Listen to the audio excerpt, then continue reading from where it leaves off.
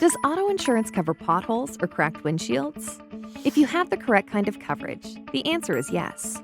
The law, however, only requires liability coverage, so it's important to understand your own policy's limits.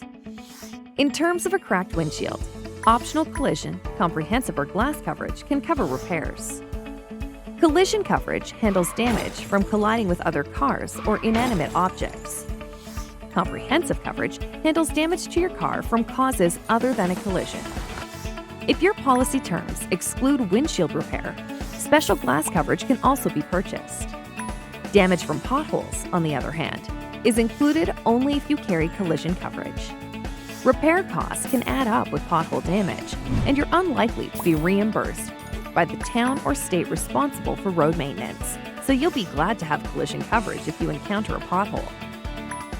While cracked windshields and potholes aren't always avoidable, the right car insurance can help with expensive repairs. Work with a trusted choice independent agent for a clear explanation of your auto policy options. Your local agent can shop for quotes, break down all the details, add additional coverage, and even check for available discounts. Be independent. Go independent.